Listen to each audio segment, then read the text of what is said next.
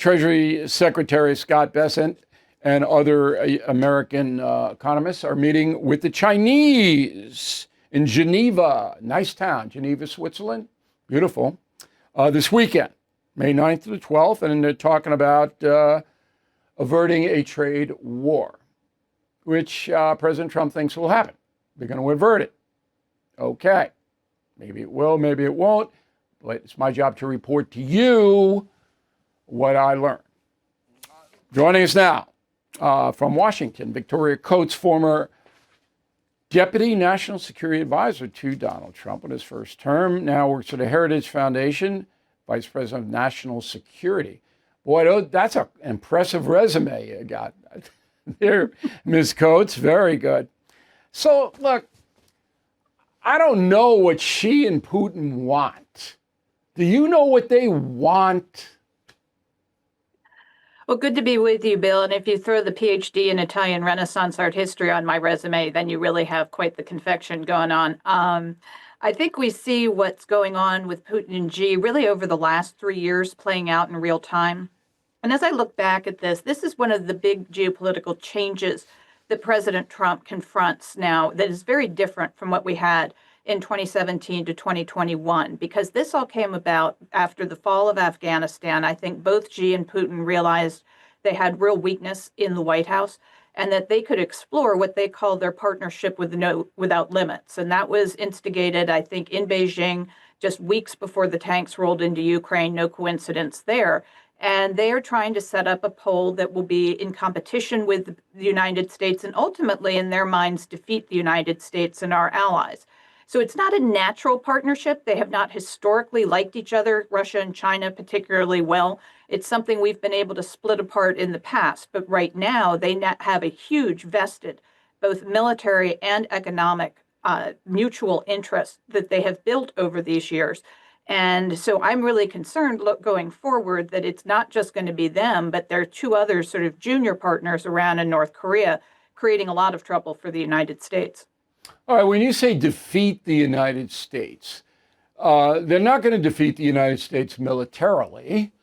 If there is a war, then it will be mutual destruction. Everyone will die.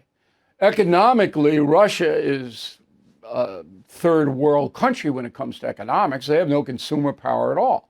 China can't send its stuff into Russia. They're not going to make any money. They have to deal with the United States if they want to keep their economy afloat.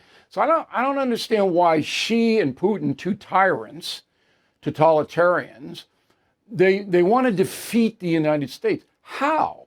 How would they do that? Well, I think they saw a much straighter path towards that in the previous administration. And in terms of goods, with the way they're setting that up right now, Bill, is Russians have to, with the revenues that China gives them for natural resources, the Russians have to buy Chinese goods. So their imports of Chinese goods have gone to a historic level. Yeah, but it's all energy stuff. It's not stuff made. They're not buying the hats, the shirts, the sneaks. There's no disposable income. And plus, the Chinese don't want rubles.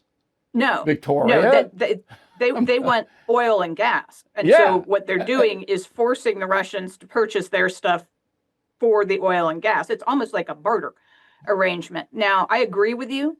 We are currently dominant in a lot of areas. We are very concerned at the Heritage Foundation, however, about the historic military buildup that's going on in China. It dwarfs a number of things that are going on or historically in terms of military buildup. That's why the president's budget is so important, because he is talking about both reducing the waste and bloat and unnecessary activities in our DoD, but investing in the kind of things that China is. That didn't happen under President Biden. It is now starting to happen under President Trump. And we look forward to working closely with Congress to help him implement that. But that is necessary work, because if we stay on the trajectory that we're on, I mean, China has a bigger Navy than we do at this point. That's a fact. But again, yeah, I get that, and I understand that, and I know the threat to Taiwan, and I'm going to China in 3 weeks, and I see what they're doing with the military. But again, with the weaponry that is in play now, it's not about the infantry or the Navy any longer. You can blow these ships right out of the ocean with the high-tech weaponry that we have. So I guess it's an intimidation thing. Let me ask you one more question based on history. It used to be that Mao Zedong and the Soviet leaders wanted to take over the world and make everybody communist. Okay? Well, Russia's not even communist anymore. It's more totalitarian fascist than communist, although they don't respect private property. China, hardcore communist. Is that still in play? Do they still want to make everybody communist? Well, I want to talk to you when you get back from your trip. That sounds fascinating. But I think in this case, you're seeing more of a marriage of convenience rather than a likeness between these two countries. I think I agree with you. Yeah. I mean, there's no cultural bond at all. No. And they cut each other's throats if they had to. But the end game is what I am still not. And when I go, I'm supposedly going to give an address to Xi's guys at the Beijing Club. Have you ever been to the Beijing Club? I didn't even know there was a Beijing Club. Maybe No. I'll play a little racquetball before I give my speech. Ping pong.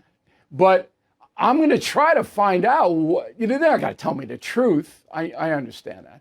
But I'm not seeing, I understood what Hitler wanted. I understood what Stalin wanted. Mao, I got it all. I knew what Ho Chi Minh wanted. I don't know what Xi wants. It seems that China could improve itself domestically, and I know he doesn't care about his own people, if they would just calm it all down. And Putin into Ukraine, for what? For what? That does you no good at all. I'll give you the last word.